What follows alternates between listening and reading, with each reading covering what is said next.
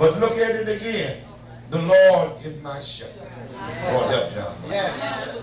I shall not want. Oh, come on. He leads me. Huh? Besides still waters. He causes me to lie down in green pastures.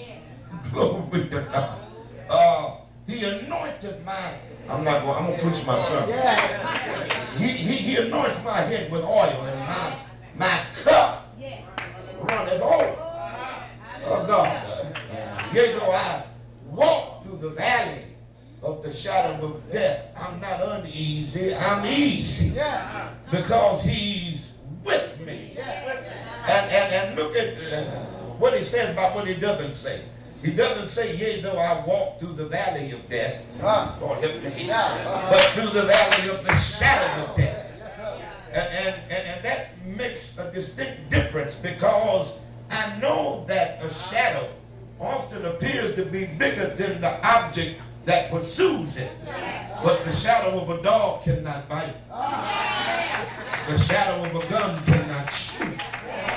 Help me somebody.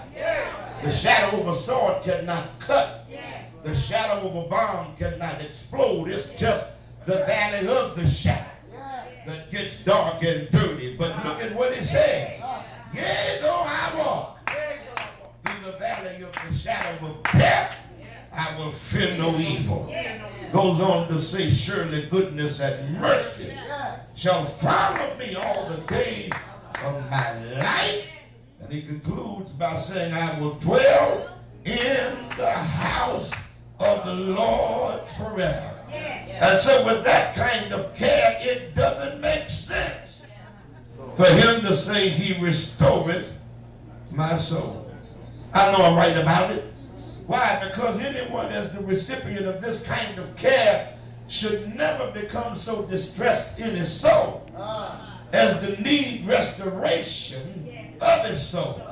But it really does happen. I'm through with y'all because y'all ain't feeling me. I said it really does happen.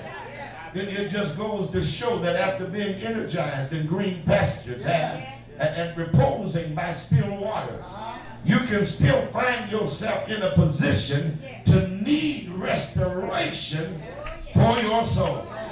I know I'm right about it, because David had been plunged into distress. So he knew that no matter how much a sheep may enjoy the other facets of the shepherd's care, every now and then a sheep needs restoration for his soul. And so look at what he says, and don't relax. I'm really almost through. He says, he restoreth my soul. Y'all don't know when to shout. Y'all be shouting right now. Because the Hebrew translation says he brings back my soul. That's really what it means. He restoreth, or better still, he brings back my soul. Which really indicates a movement back to the point of departure. Is that it shows the damage that sin, hurt, and pain can do to one's psyche, one's emotions, and the stability of one's mental state of well-being. He restoreth my soul. But wait a minute. Again, in Hebrew, one of the meanings of the word soul is life. And so David is really saying he restores my life. Or better still, he brings back. Lord, I wish I had some folks. My life. And what makes me know I got the right sermon, what makes me know I'm in the right church, is because I'm talking to somebody that needs to get your life back. You lost this, you lost that. You've been here, you've been there. Lord help me, you've been through this and you've been through that. But I double dog dare you to slap somebody a high five and just tell them tonight is my night. I'm getting my life back. Anybody here gonna get your life back? Anybody here gonna get your joy back? Anybody here gonna get your peace back? I'm getting my life.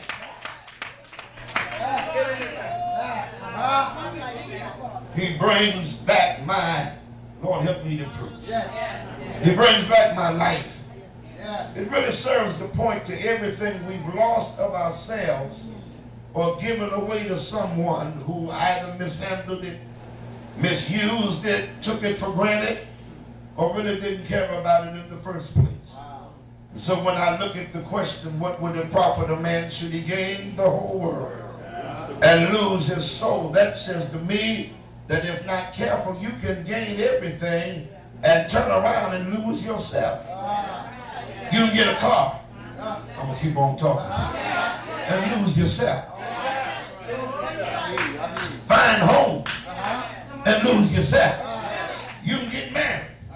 I'm going to preach my sermon. And lose yourself. You can get a good position on a job and lose. Come on, somebody. You can gain a title. Lord, help me. Glory to God. A title in front of your name. And some accolades behind your name. And still turn around and lose yourself. So the first thing the text does, Sean, is take the onus off everything and everyone else. To place the responsibility back on us. Because the question becomes, if God has to bring my life back, how, why, or where did I lose it in the first place? Well, Isaiah, David's prophetic counterpart, said, we all like sheep. I'm good with y'all. We all like sheep have gone astray. And that's the first problem, because it suggests that the sheep made a conscious decision. Look at what it says by what it does not say. It doesn't say we were led astray. Oh, help me. But rather we've gone astray. In other words, it was by choice that the sheep left the fold to go astray. And the funny thing about choice is that choice is always deliberate and well thought out. Doesn't mean that one made the right choice. Nevertheless, he made a choice. And the biggest problem with that is we very often become victimized and then held accountable by and to the choices we made. To go astray simply means to make a deliberate departure from the place where you should have stayed. As a friend of mine so aptly put it, when you're in the wrong place, the right place is empty. Lord, help me. And the biggest problem with that is this: one that goes astray will eventually have to deal with the consequences of going astray. Because once you go astray, if you ever get back, you normally come back with some bags you didn't pack when you left in the first place. One of the greatest consequences of going astray would be to come back with damaged goods. Or worse than that, to come back as damaged goods. Sometimes you can go through so much that all you're left with, I'm going to keep on talking, is damaged goods. If not careful, you can become just as damaged as the goods. Damaged emotions, damaged perspectives, damaged uplooks and outlooks. I'm going to keep on talking. So that you're left to perform through tears. You're left to go on when you don't feel like going on. Everybody thinks you're fine when you're just really going in circles and going through motions. You've almost lost your anointing and you're going now on vapors and know-how. More than that, others should really steer clear of you because you've given so many a piece of you until the piece you're left with ain't good for nobody else. The piece you're left with, you can't even stand yourself. And so the question becomes, how do you deal with impaired emotions? How do you deal with hidden hurts? I'm going to keep on talking. From your past. How do you heal from wounds, from battle scars, from, Lord help John Black, from emotional baggage? How do you bounce back from your phone.